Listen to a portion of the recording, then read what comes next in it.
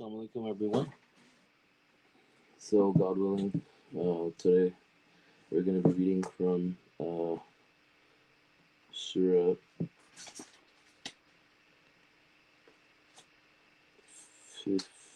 Surah 59, verse 21. God willing.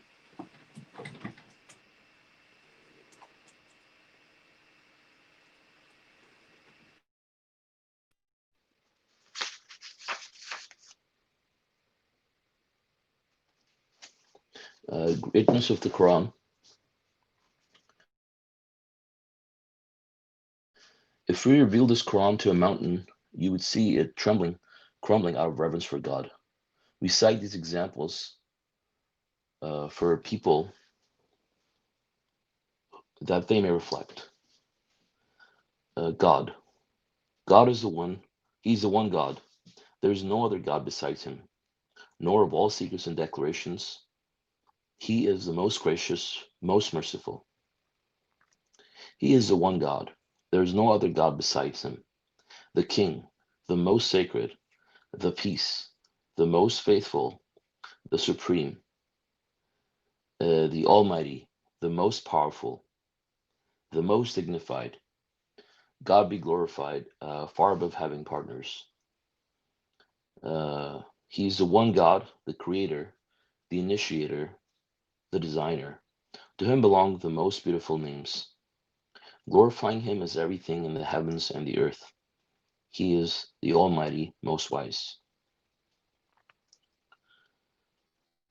So, at first, we see the significance and the greatness of the Quran that God has given us, and we see what a blessing it is for us, to have this scripture. I mean, to really put this in perspective. I mean, this verse actually, describes how great the Quran is. That God says that if we reveal this Quran to a mountain, you'd see it crumbling out of reverence for God. Because it would instill so much reverence in that mountain that it would crumble. And so we have to compare that with ourselves. We should be not crumbling, but at least, our heart should be reverent, out of respect and out of reverence. We should be awed, and um, you know, this book should, transform anybody's life who reads it. Yet we see that, for some people, it just doesn't do anything. And in fact, most people just take on the path of evil. After reading this book, it takes them into darkness, more darkness, and they become more evil. But for the righteous, this book should increase their reverence for God. And this is how amazing this book is. Especially if you study the Quran's miraculous mathematical code, you'll understand that how, each and every letter is so divinely calculated that, it's amazing. It's humanly impossible for anybody to build anything even close to the Quran that we have. And every subject matter that's discussed in the Quran, every detail of every aspect of our life that's in the Quran, it's amazing. And the literary excellence of the Quran on top of the mathematical composition is amazing. And the completeness of the Quran is amazing. And so for all of us to, in order for us to make it, we have to believe in this, that this is the book that God has revealed, that is complete, and that is divinely, revealed by God. It's essential to our well-being, and to know that this example, that, this book should make us this reverent, really. um, I'm not sure if that would be the standard, but with a mountain, but really, this book should bring us closer to God and increase our reverence for God and increase our faith, manifold. And then And we can see why, because it glorifies God and, helps us, define, the things that we're all unsure about in this world. People who come to this world, with all these questions that they have about the meaning of life, and what's going on, and why they're here, and why there's so much misery and everything, when God exists, and all of that stuff. I mean, it's all clarified in the Quran for us. And on top of that, I mean, this book, um, defines, God himself defines, his attributes, and we can get to know him through his attributes, through his qualities, and knowing how awesome he is, and all the events of the hereafter. I mean, all of those things should blow our minds. um, uh, and these verses 22, 23, and 24, we see many of God's attributes. I mean, believing in God means that we believe in all of God's attributes. So if anybody doesn't believe in any of these, they obviously will are not believers, and they're not going to make it. But we can know God and remember God through his attributes, to come closer to him. And God says that, number one, he is the one God, and there's no other God besides him. So if that's the most essential piece, as we know it, worshiping God alone is the theme of the Quran, and the whole purpose of our life to come into this world is to worship God alone, and to follow him alone, to uphold the Quran alone, to follow God's laws alone, and make him our God, throughout our lives, and know that he's the only entity who can, harm us or benefit us. There's nobody besides God who can provide for us in any shape or form, and all power comes from God. That is obviously, the number one thing that you and I have to know about God. And so the Quran talks about it over and over again. And the fact that, God is the knower of all secrets and declarations. God is not never unaware of anything. Um, God is never unaware of anything anyone is doing ever. And he knows, all of those things. He knows all the secrets. He knows our innermost thoughts, and he knows obviously all the declarations. In that case, he's the most gracious.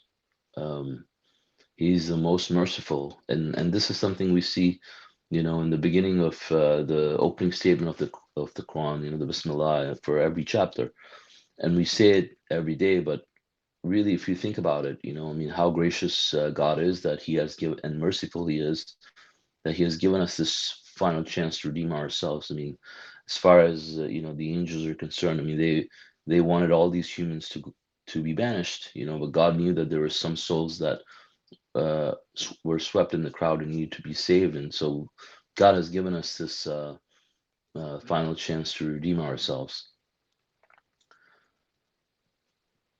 And we see that again, it says He is the one God. There's no other God besides Him.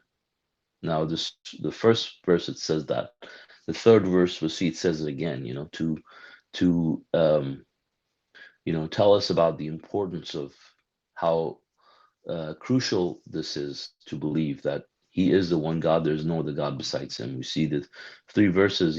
It's being repeated. Why? Because to engrave it in our minds that there's only one God, and this is really the purpose of our lives. And if you and I ever commit idol worship, and then that's the end of it.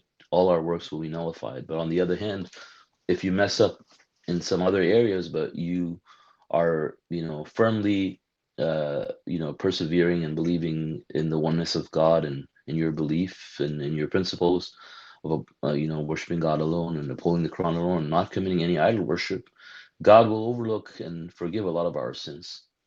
So that's very important, and that He's the King. He's the true King, of all the universes. There's nobody else that holds any sort of power. So He's the true sovereign. He is the most sacred, of course. He's the peace.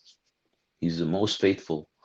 Obviously, God never breaks His promises to us, and uh, He is. God says He's appreciative of His servants, and He's the supreme. Nobody higher than him. He's the Almighty, most powerful. He can do anything. He's omnipotent. He's the most dignified. You know, all the angels, everyone in the heavens and the earth, submit to God.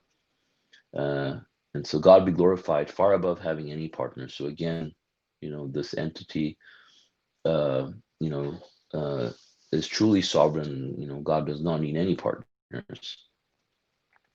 He's the one God. He's the creator. He initiated us. He's the initiator. He designed us in the perfect design. He's the designer. Uh, and it says to him belong the most beautiful names. Glorifying him is everything in the heavens and the earth. He is the Almighty, the Most Wise. So everything in the heavens and the earth is glorifying God. Even when you see a rock or anything, everything is glorifying God. Every piece of matter that we see, it has atoms and electrons and protons and neutrons, and they're all, following a pattern, a set of laws that God has decreed for it, and so they're doing their part in following God's orders in that respect. And God is the most wise. He's the Almighty. He can do anything, and it really all comes down to God's omnipotence too. When you look at this test, this worldly life, believing the hereafter is so important, because people who don't believe in the hereafter don't believe that it's possible for God, to do this. But God says everything is possible for him. And obviously, when you believe in these qualities of God, I mean, you're not going to despair. You're going to worship him. You're going to have reverence for him. Obviously, there's nobody, as powerful as God, when you truly submit and believe this, and God will be your God for sure. I mean, he'll help you. Um, so God willing, I mean, I'll go to the next surah now, Surah 60, the test, Al-Mumtahanna. In the name of God, most gracious, most merciful. O you who believe, you should not befriend my enemies and your enemies, extending love and friendship to them, even though they have disbelieved in the truth that has come to you. They persecute the messenger and you just because you believe in God, your Lord. If you mobilize to struggle in my cause, seeking my blessings, how can you secretly love them? I am fully aware of everything you conceal and everything you declare. Those among you who do this have indeed strayed off the right path.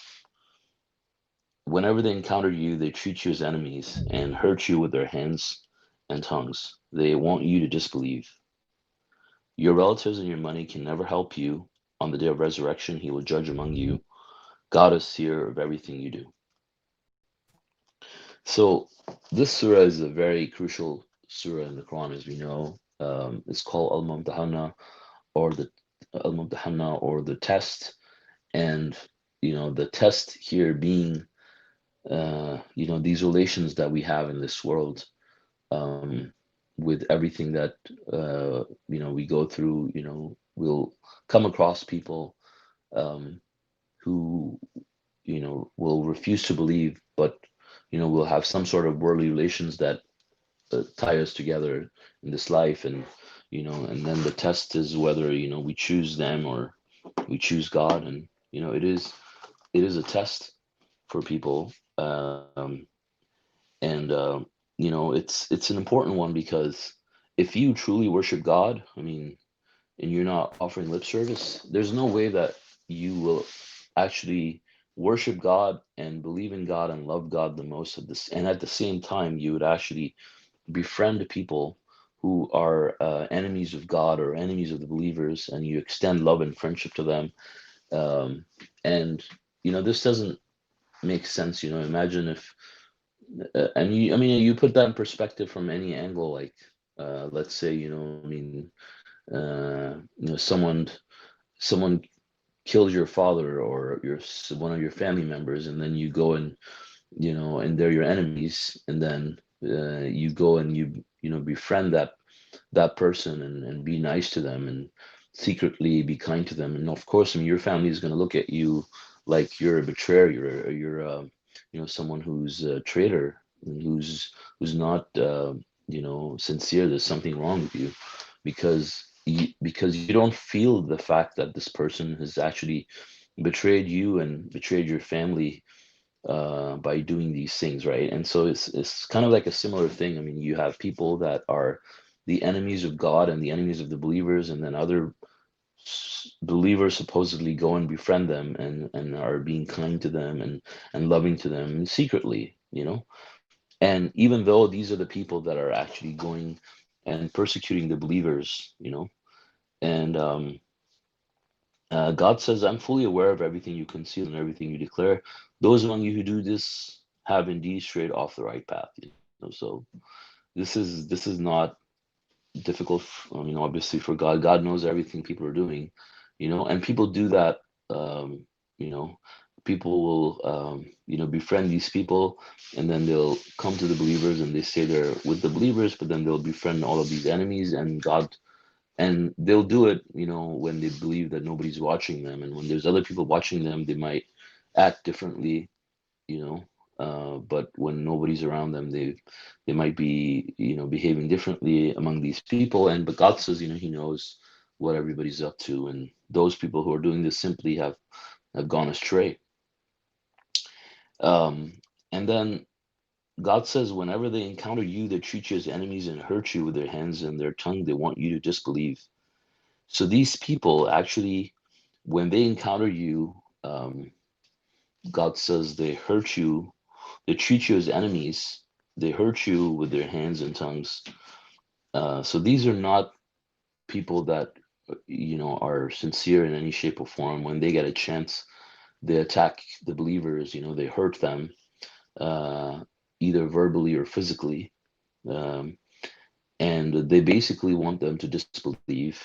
Uh, and God says that your relatives and your money can never help you. So really, it comes down to either money or, you know, your relations with these people in general.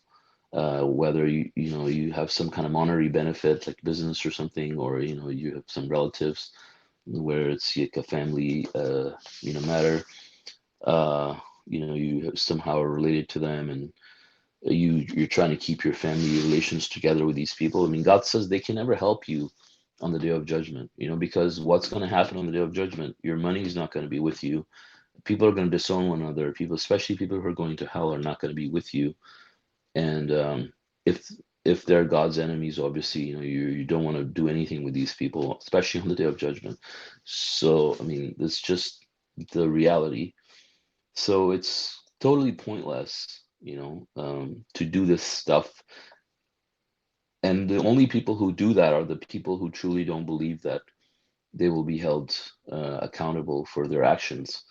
Uh, so then God gives us the example of Abraham. Verse 4 for Surah 60. It says, Abraham, an example. A good example has been set for you by Abraham and those with him. They said to their people, we disowned you and the idols that you worship besides God. We denounce you, and you will see nothing from us except animosity and hatred until you believe in God alone. However, a mistake was committed by Abraham when he said to his father, I will pray for your forgiveness, but I possess no power to protect you from God. Our Lord, we trust in you and submit to you as a final destiny. So there's a footnote for 60 verse 4, two footnotes actually. I'm going to read them, God willing. It says the Arabic word for alone, wahdahu, occurs only 6 times in the Quran. One of them refers to upholding the Quran alone, 1746. The reference to God alone occurs in 770, 39, 45, 40, 12, and 84, and 60, verse 4. The sum of these numbers equals 361, or 19 times 19.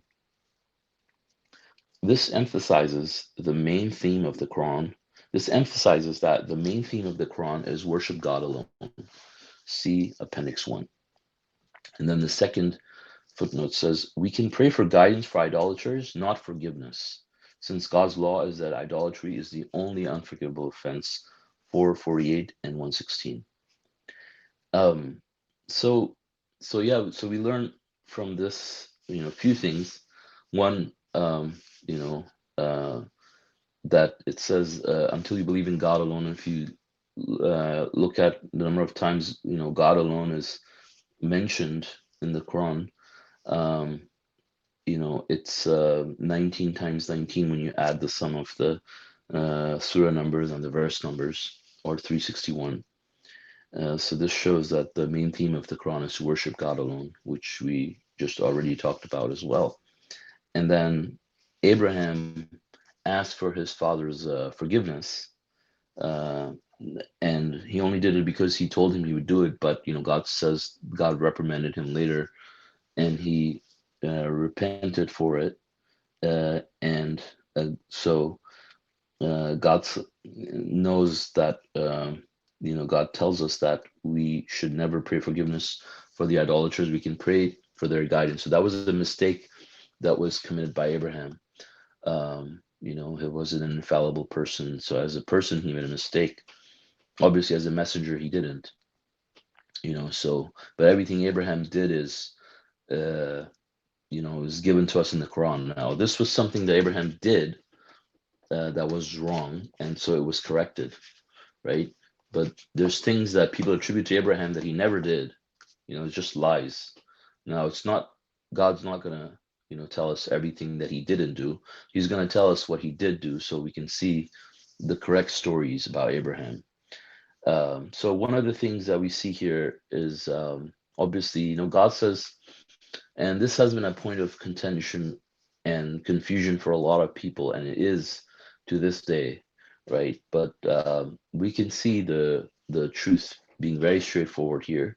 Um, we can see that God says Abraham was extremely kind and clement. That was his quality, and that should be a quality of every believer. They should be kind and clement. So God says the believers are kind and compassionate amongst themselves, but harsh and stern against the disbelievers and the hypocrites. And as I've always shared, how the Master of the Covenant explained, how the believers are kind to each other like pussycats, and stern and harsh like lions, with the disbelievers and the hypocrites. And so this was the case with Abraham as well. Um, he's, the words here are very specific. It's saying that you will not see anything from us except animosity and hatred. Um, so there's nothing nice or about animosity and hatred. People say no, you could be firm, and then they could be selective about how to behave. And they'll kind of play down the whole harshness thing because they don't want to be perceived as bad, and they want to be liked by everybody, and they want to be known as like saintly people. And but they forget that you know that should be not the definition of what people in churches or synagogues or other monasteries have created, or people have created.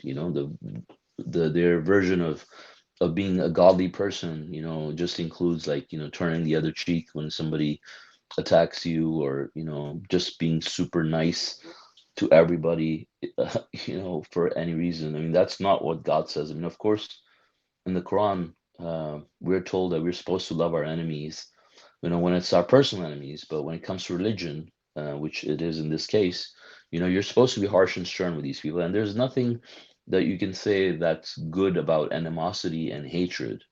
How are you gonna show animosity and hatred towards a person with, you know, uh, uh, a way towards this person that knows that makes it clear that you hate this person.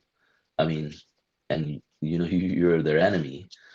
So and that's what Abraham told him. You're not going to see anything from me except animosity and hatred. And so we have to use our judgment there and understand what that means. And it's hard for people to do that, but this is what God says, and this is what the believers do. And when the time comes, they show their teeth. And this is really nothing about them. This is always about God. our love and hate should be for the sake of God alone, and I mean, that's a quality of a believer. It's not a bad thing. It's not a weakness. It's a quality of a true believer who truly worships God.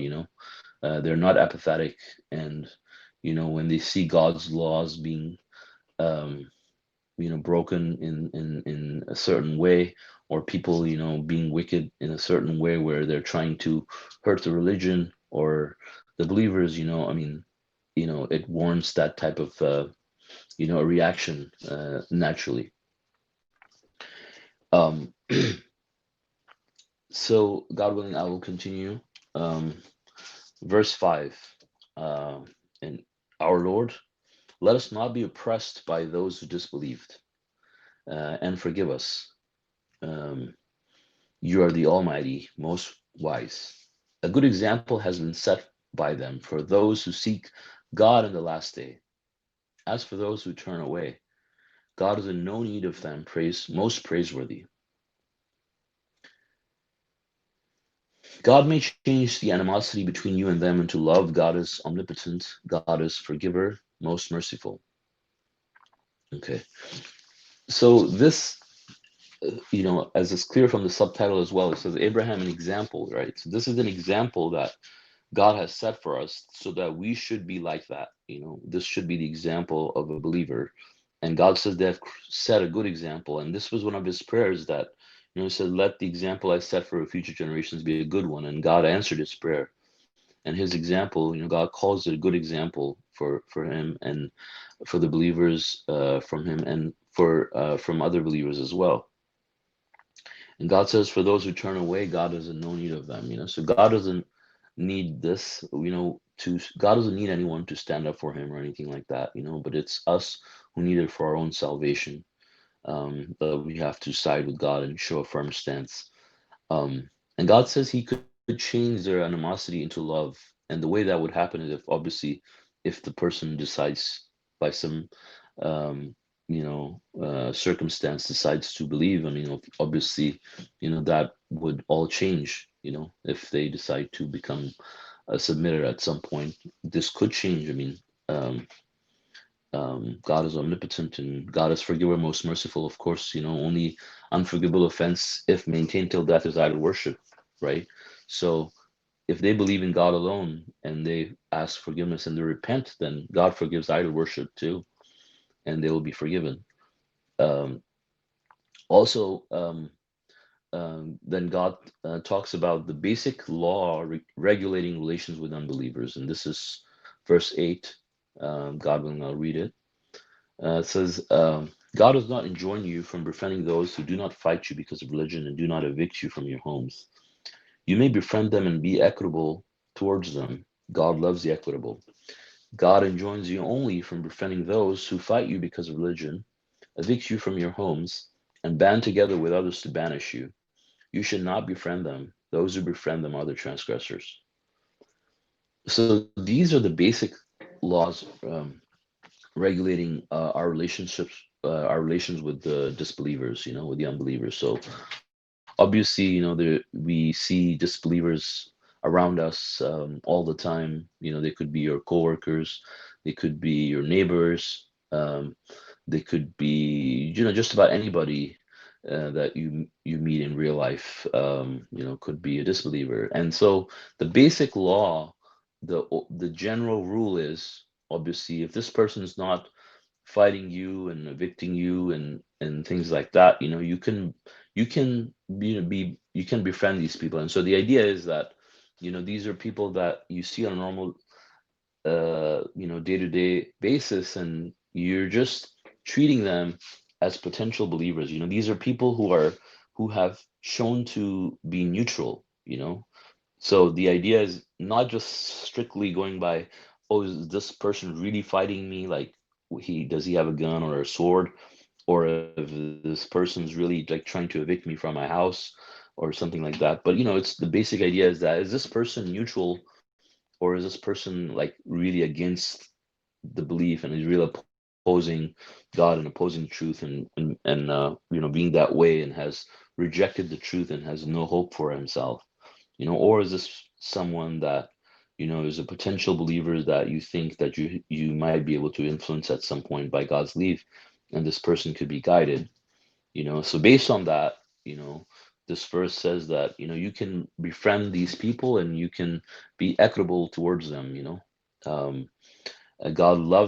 actually loves those who are equitable, but God enjoins us only from befriending those who fight us because of religion, evict us from our homes, and band together with others to banish us. So these are the people we cannot befriend. Now, so that's the basic, overall category. Now, in this category also, there are going to be many people. For example, God says you should disregard those people who take the religion in vain as if it was a social function. Then among these people are also hypocrites. We know you're not supposed to befriend the hypocrites. And there's so other categories, right? But the general overall rule is that, if the person's not fighting you and evicting you from your homes and stuff, you can befriend them. Otherwise, you can't. Now, but that doesn't mean that if they're not in this one particular verse, that, there's a blanket rule for everybody. That's just the basic law, right? It says the basic law. And so in this basic law, then there's obviously the finer details that we read about in other verses. So we have to make sure that, when we read the Quran, that we don't just take one verse out of context and run with it. Unfortunately, a lot of people will do that, but we have to take the whole Quran and understand this verse, and what that means really is that's just the basic overall principle. And then in that, there are other categories inside of it where they have their own exceptions and their uh, own commandments, like somebody who's taking the religion in vain, and someone who is taking the religion as if it was social function. You disregard them, and there's the hypocrites. Obviously, you don't befriend them. God says we have to choose our friends carefully, right? So careful, choosing. If this was the only verse that you had to put in mind, there would be no carefulness needed, because you'd be like, oh, is this person fighting, evicting me, fighting with me? No, then I can just befriend them, right? But that's not what God says. God says we have to choose our friends very carefully, and we have to force ourselves to be with the believers, those who worship God day and night. Whatever kind of company you keep, eventually you're going to become like them, and you're going to end up like them. um, so we have to be very careful about that.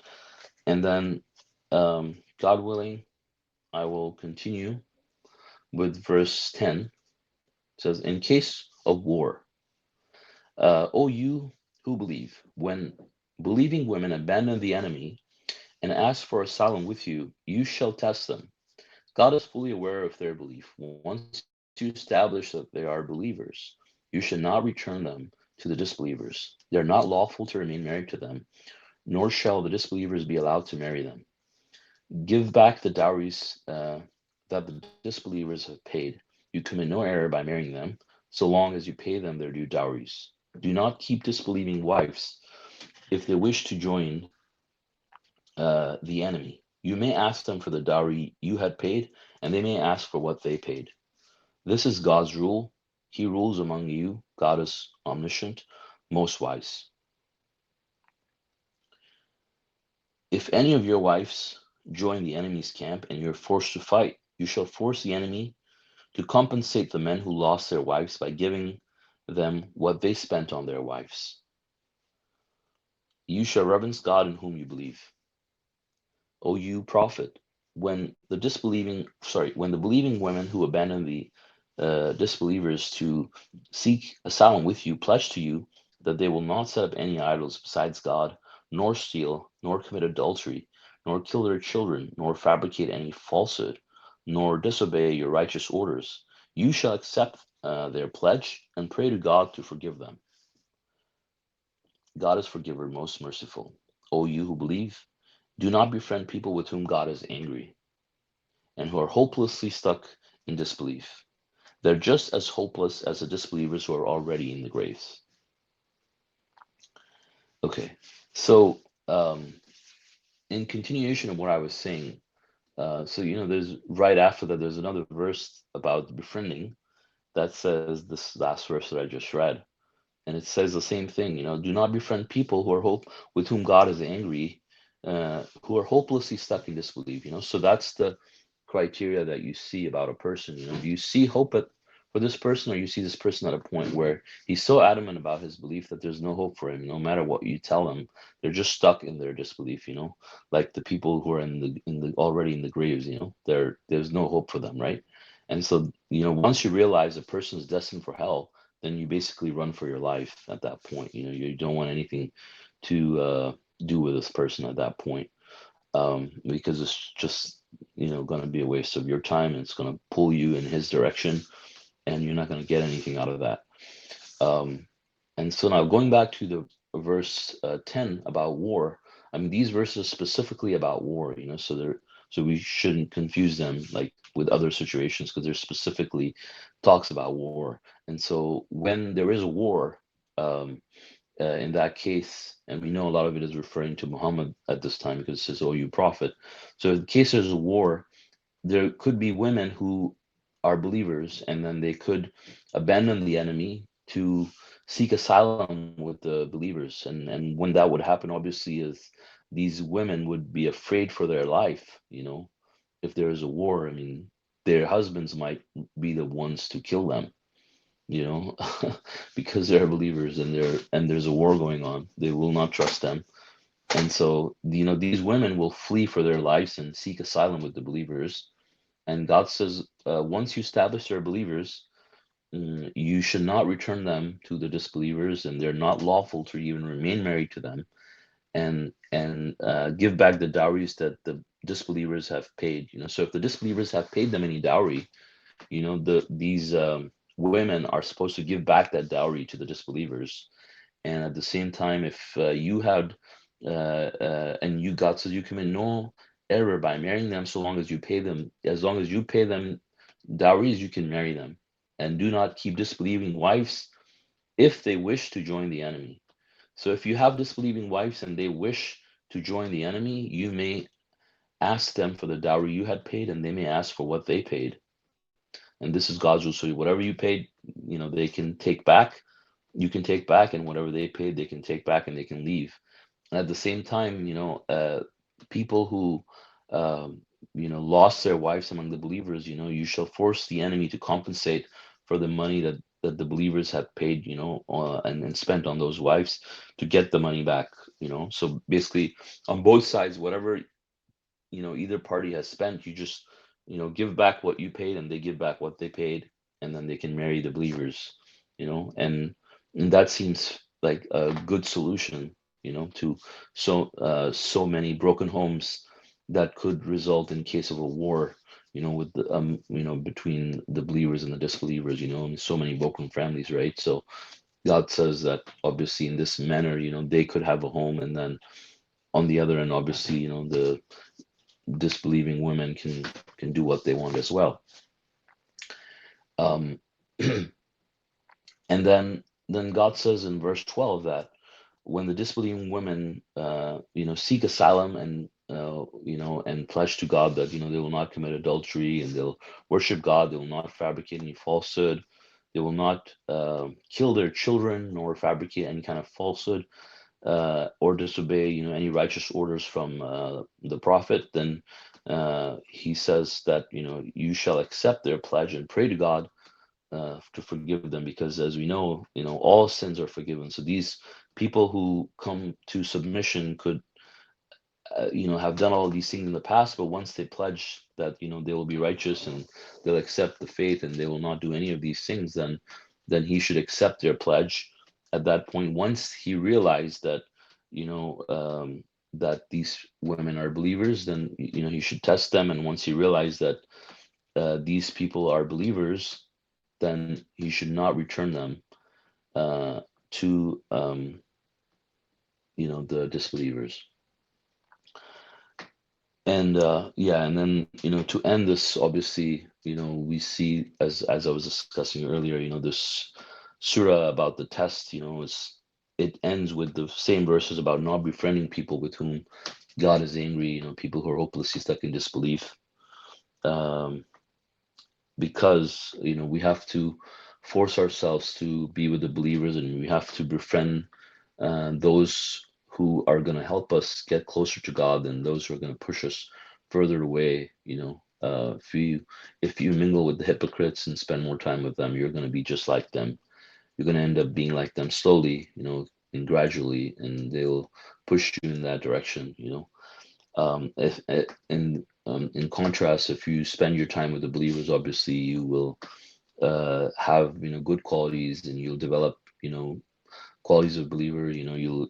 Your perspective and your priorities are going to be the same as those people that you hang out with. So they'll help you get closer to your goal.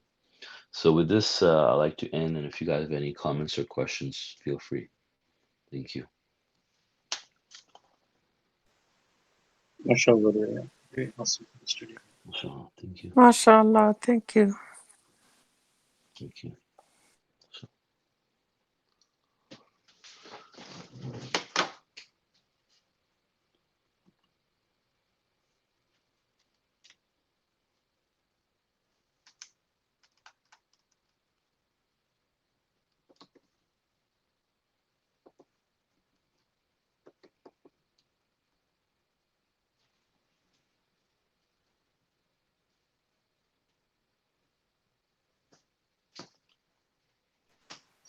So, mashallah, I would just like to say that how awesome the gift of God that we have, Quran, where God is telling us that if we take the seven oceans and turn the trees into a pen and the oceans as ink, uh, they will run out. You will run out of ink of writing the word of God and bring seven more oceans, and they even will run out, but God's word will not run out. So this is the awesomeness of the word of God and this Quran, that God saying that in verse 21, mashallah, that the mountain will tremble and crumble, not because of how they when they make tunnels and the roads on the mountains, how they use TNT and then all that stuff to break down the mountain. But this is not happening because of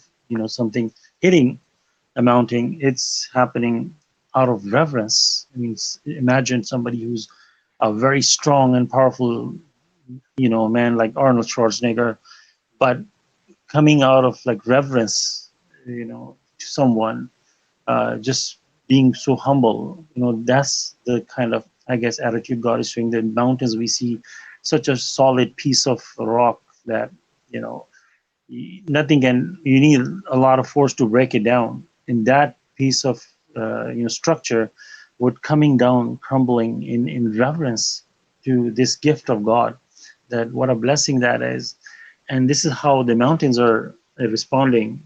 And God is telling us in the same words that that we cite these examples for the people that they may reflect. If you do reflect in this situation, in this understanding, you would see what an awesome gift that God has given us. This is not just a book that says that the worship God alone. This book contains so much wisdom, knowledge, and guidance. The value that's hidden in this book. You pick up a motivation. There's like probably thousands and thousands of motivational books written. You go down library and you will see about just about everything you want to find motivation, and like becoming millionaire in a year or things like that. What this book contains is beyond our imagination, the awesomeness. And but we are just careless people. We human beings are like not even paying attention to what the blessing we are holding. We're sitting with such a massive piece of treasure in our hand and just not even realizing it. Mashallah. Thank you.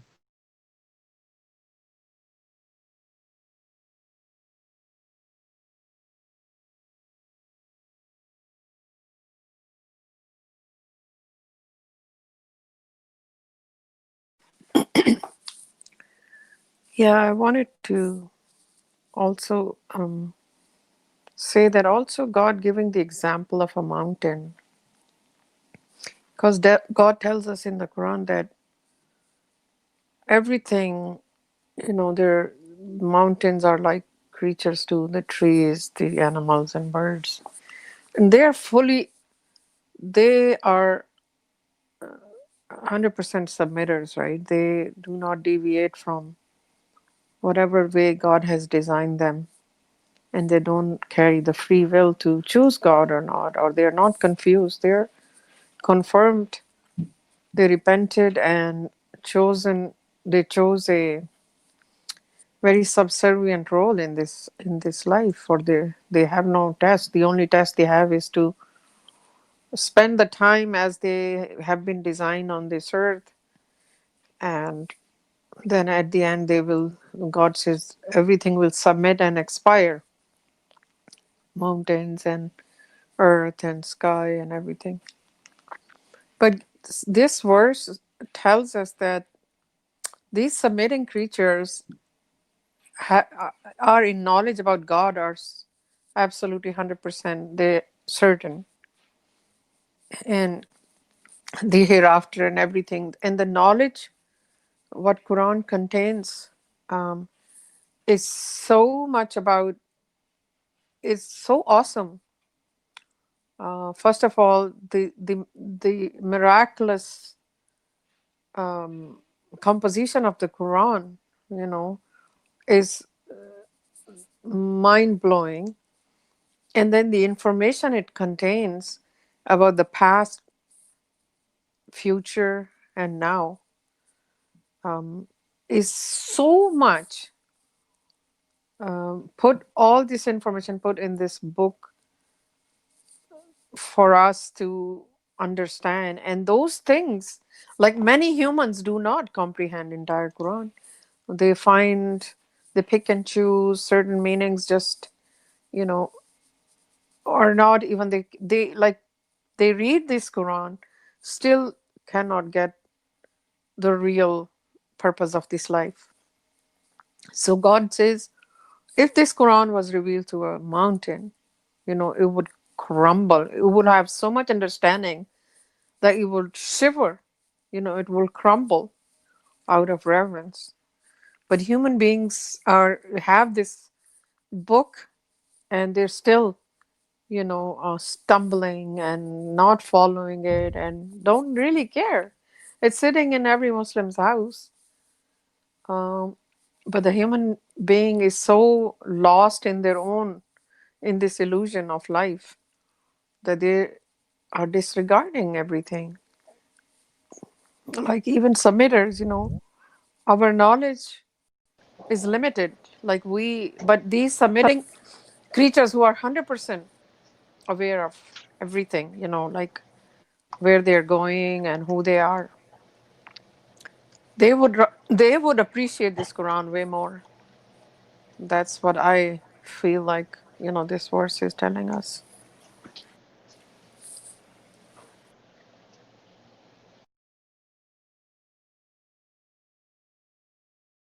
I also have another comment on verse 13 of Surah 60. Auzubillahi minash shaitanir rajim. O you who believe, do not befriend people with whom God is angry and who are hopelessly stuck in disbelief. They are just as hopeless as the disbelievers who are already in the graves. And if you look at verse Surah 39, Surah 39, verse 19, and it says, with regard to those who have deserved the retribution, can you save those who are already in hell? Um, it says that exactly the same thing, that here God says who are already in graves, and then over there they're already in hell. And then verse um, Surah 35 on verse 22, nor are the living and the dead. God causes whomever he wills to hear. You cannot make hearers out of those in the graves. So this is not, it's like everybody's destiny is already written, and you cannot change it because God already knows what choices they have made.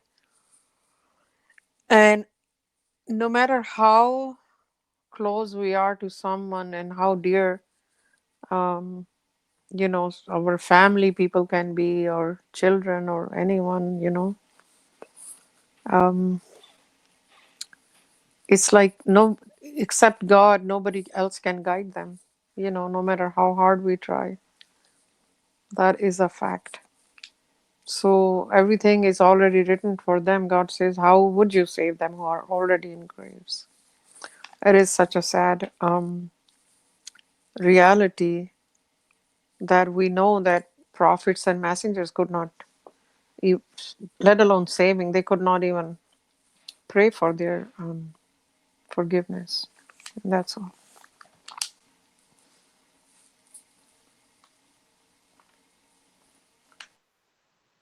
Yeah, mashallah, everything has already been written, but it's not that God, before creating the human beings, wrote every human life, what are they going to do, and are they going to go to hell or heaven? It's not that. Sometimes people have a misunderstanding that if God already decided that I'm going to, before even I was born, if it was written that I'm going to go to hell, then where is my choice? It's the more clarification that we understand about that is that it's like, for example, God did not write a book. Okay, people were created and people go to heaven, and then people come to this earth, and day of judgment comes and people go to heaven and hell, and after all that is done, then God writes a book and about everybody what they have done, right? So now the book is written, everything is already done, but this is God's one of the powers that in the now if you go back to the past and where the human beings are not created yet, now you go back to that time zone, God can already see that book that is written past everything is done, and God can see that, and God can say that I already know that book is already written. So in God's, this is what God's one of the ability, that God can see the future. It's not that God has decided that wrote the book who goes to heaven and hell. It's our decisions that led to where we're gonna go, and then the book, all the everything is written, and God can already see. That's why God says that it's already been written. Like if you can go to the future and you can witness an event, if you have a time traveling machine and you can come back to the present time, and then you can tell somebody this already had happened, and for other people they don't even know, but you can say in a past tense that this already happened. I have seen it. What are you talking about? This event will happen. In that sense, mashallah, how God explains us. Thank you. One of the way to understand.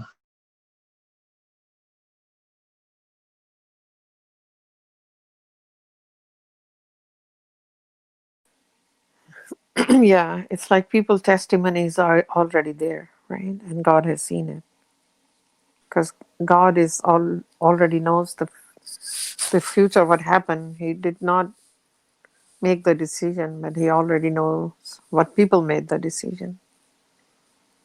Yeah, it will be completely unfair on everybody's part. God and No, God is. otherwise, yeah, we wouldn't have this test. Yeah, God already would, okay, God already sees the future.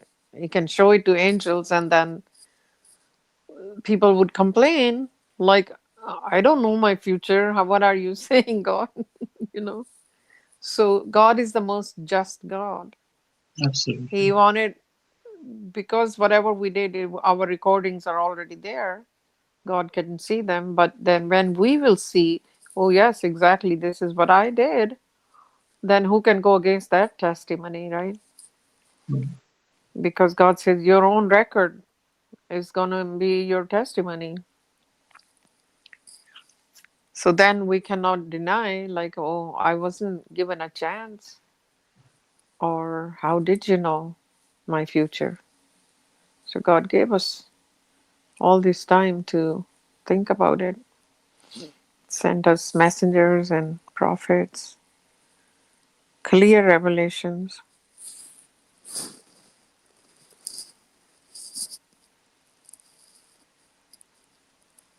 So, mashallah, also in verse 10, when God's talking about the believing women, that God is telling you shall test them.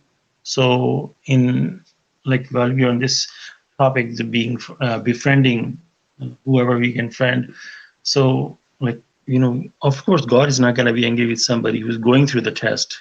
Once somebody makes the firm stand, like with Abraham people, he'd been telling when he was a youth, he's been telling them, and they keep rejecting after he breaks down their idols and he put him in the fire and they disown him. He was removed, and this happens probably afterward that He knows that these people have made their firm stand against God, and for that reason, he said, unless you submit to God alone, you will only see hatred and animosity from us.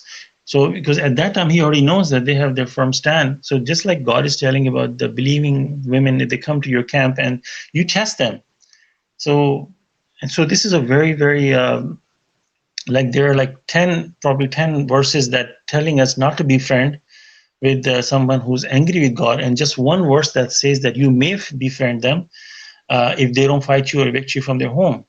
But then there are like many verses going against it. So like, mashallah, Solomon, I mean, I was listening to your Quran study that you explained, shed more light on this verse, that how we have to take the whole Quran, not just take one verse and out of context and just go with it. And I can see a lot of people make that mistake. They say, well, right there's a verse. They're not evicting me from my home.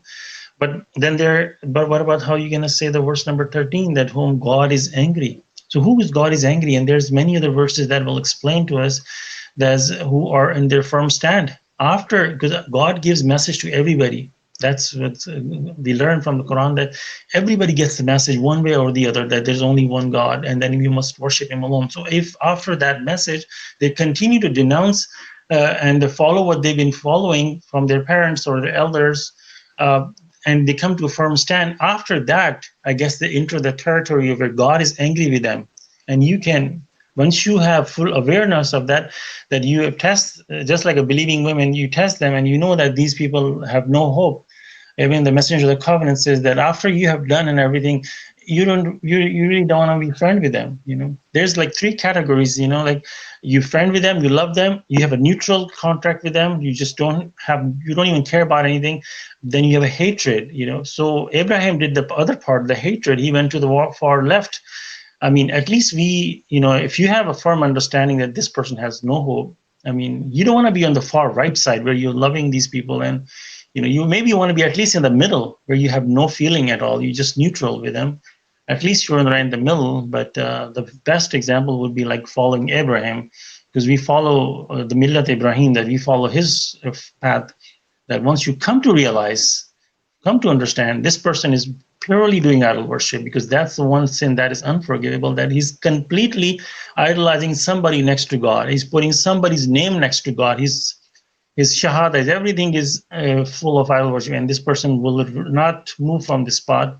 At that time, you pretty much know that this person is enemy of God. And would you want to be friend with that person? Mashallah. Thank you.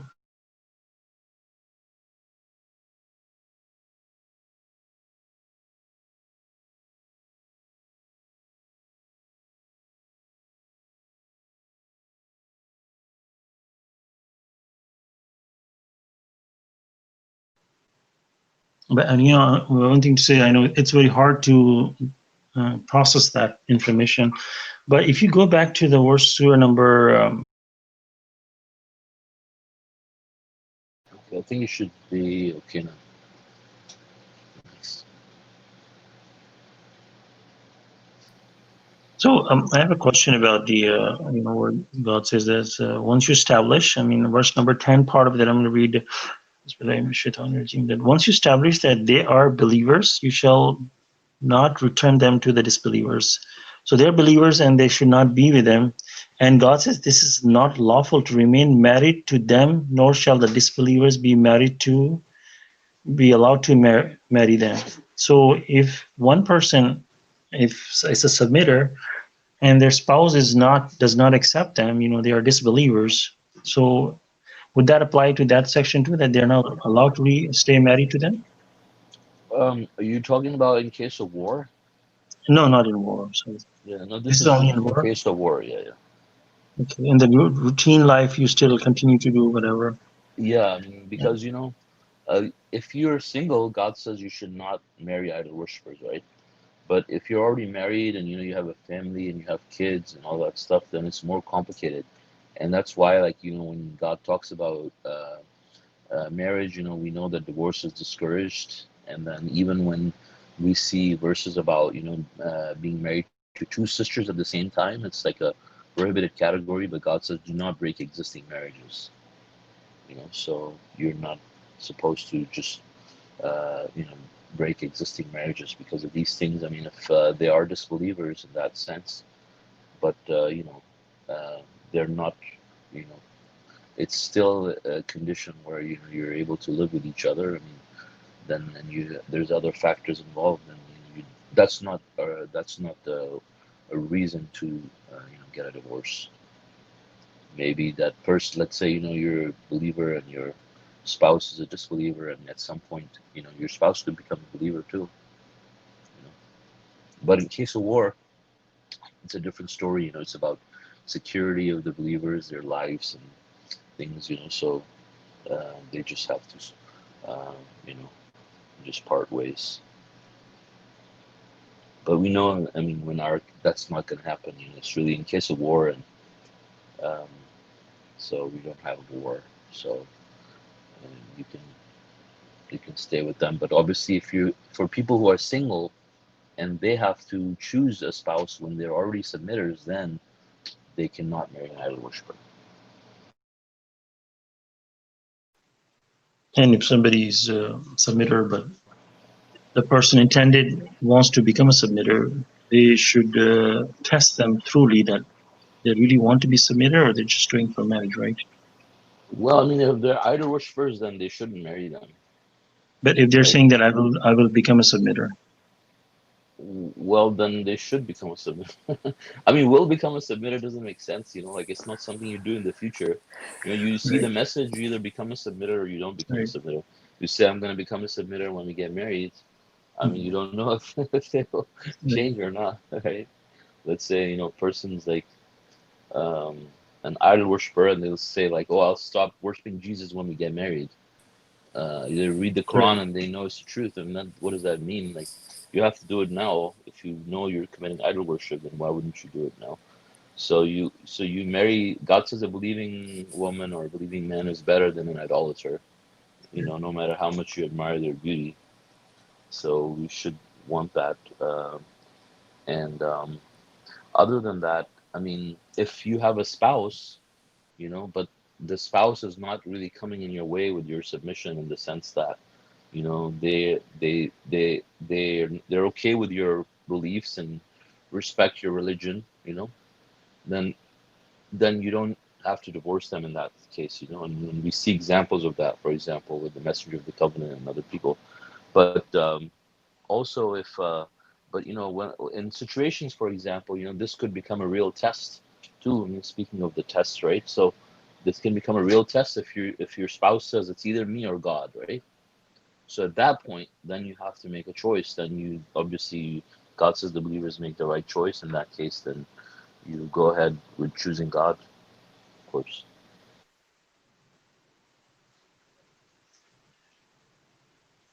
And then if they like if you the one you're gonna marry and they say, and yeah, of course they have to become submitter, but you would want to test them truly that they make sure they're not, just Thoroughly, yeah, accepting. Yeah, yeah. and like wait for maybe a year or so. I mean, I guess somewhat. Well, a year or so, you have to get to know the person anyways before you marry them, right? Right. You have to get to know them for a specific period of time. If someone wants to be a submitter, I think you will know, you know, your time. Like, if this person is Right. really saying they want to be a submitter, they really, or they're just saying it for because they like you, you know.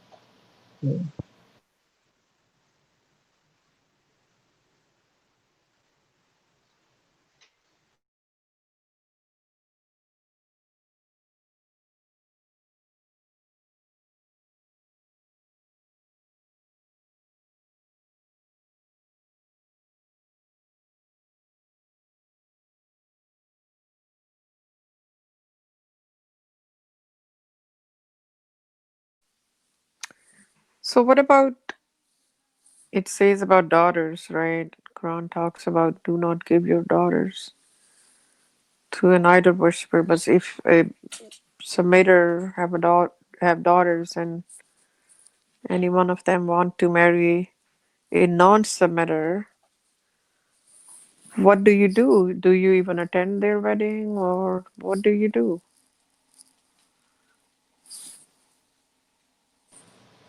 Well, I mean, God says you don't give them to idol worshippers, but Like you don't force them, but if they yeah. don't listen to you, then what do you do?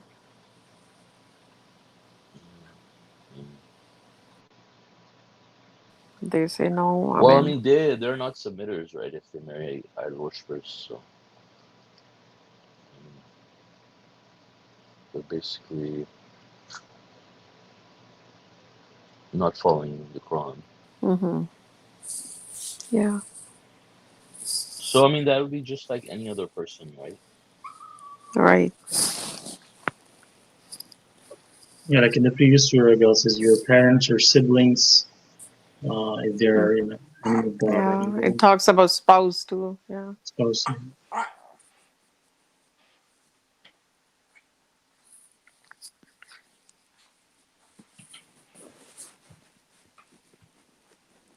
I mean, you could see if you find hope for that person, so you'll continue to be amicable to them and continue relations with them. But if you see that this person's an enemy of God or has no hope for them, then probably not. Then you run for your life. Mm.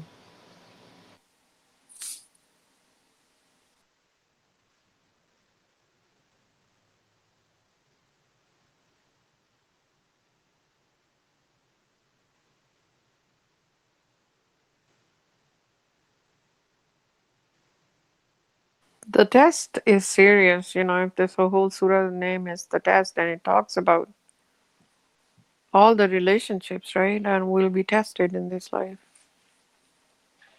And God talks about Exactly. Abraham's relationship and Hmm. then gives his example and then our Hmm. test. Yeah. So Yeah. this test is inevitable. That's the thing. Mm-hmm. Everybody's gonna have it. Mm-hmm. That's why Yes. it is the test.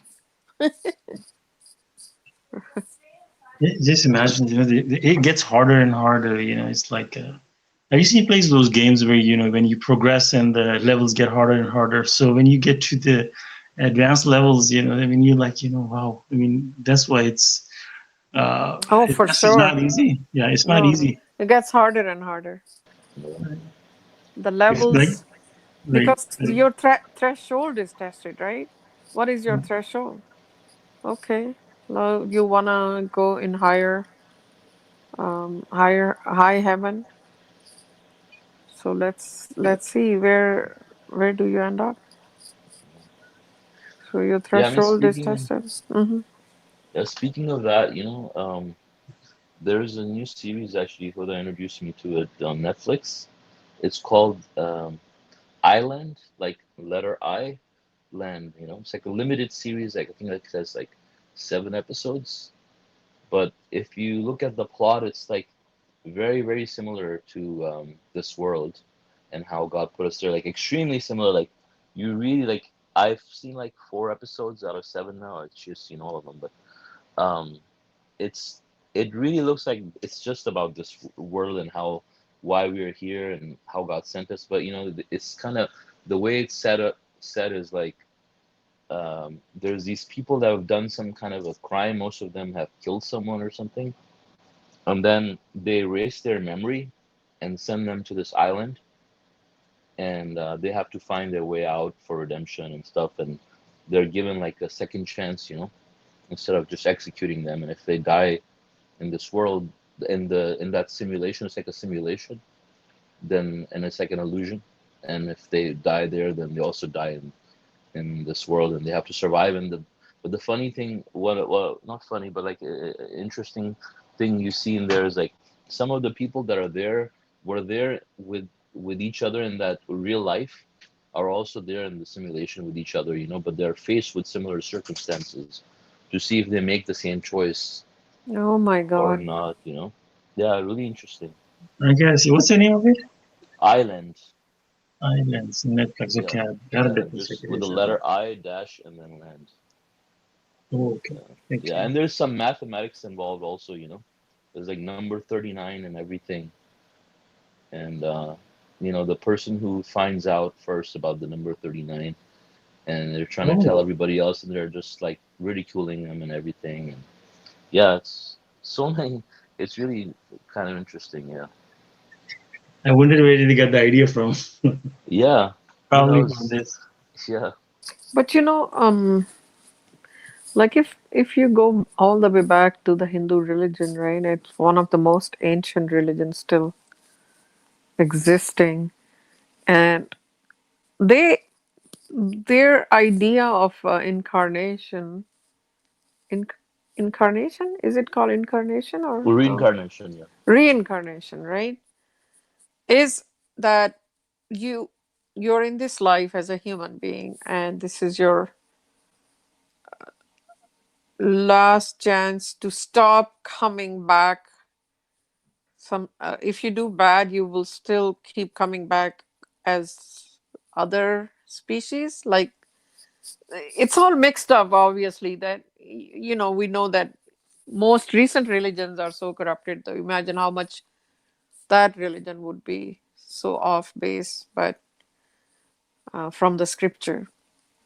So they talk about that you do good things so this cycle can stop, right?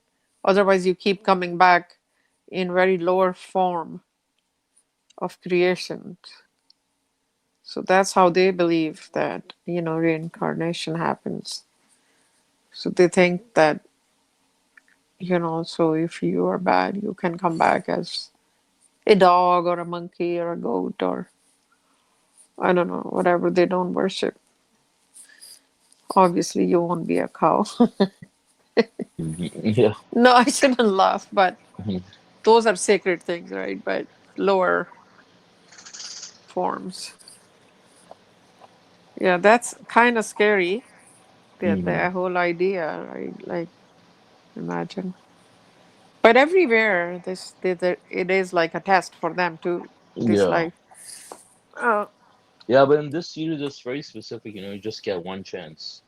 This is your last chance, and there's these doctors. They're like trying to guide them somewhat in some parts of it, but then there is like also like this villainous character that is trying to confuse them to make the wrong choices. Kind of representing Satan. And then, interestingly, there is like a person who is a politician, also, and he's getting people to vote for him, wants people to vote for him and stuff like that. He's a liar and a rapist, and he just wants power and stuff like that. So there's all these characters that we see in worldly life that you can relate to, and as well. There's only like a handful of people in it, anyways. But for me, like things like that always that help you give a fresh perspective, of what we already know. I think just helps you reflect more from different angles, especially the part that these people go in, but their memories are erased completely, you know, but their nature obviously is the same. So like how God says, for example, that when people come back to God, they'll say, most of these people, they'll say that send us back, and if you send us back, we'll make the right choice. But God says they're only saying this because their secrets have been exposed. If we send them back, they're gonna make exactly the same choice, because these people are evil. And so that's what you see is like, when these people come, most of those people, make the same kind of choices, um, even in that last chance, and basically fail the test. So most of the stuff I found very, very close to the Quran, very close to reality, mashallah, which is definitely very interesting. It's a little bit, it goes very slow, but it's good. Anyways, I was paid by them to advertise. So I'm just so No wonder he's talking so you much. just endorsed it, Salman, for kidding. on YouTube. You told me once not to. Hush, hush. Remember, I was endorsing certain agarbatti Yeah. incense. Yeah. I know. All right, so I actually gotta go now. Okay. Okay, so I guess I don't see anybody has any other questions or comments even so. Maybe we can decide who's gonna do the next study, God willing. Um, I think I'm doing on Saturday. okay, inshallah, sounds good. Inshallah. So thank you guys, all of you, for joining us. And God willing, our next study is going to be on Saturday at 9:30 a.m. Pacific time, and our teacher is going to be Nuzat. God bless you all. Assalamu alaikum. Islam. Assalamu alaikum.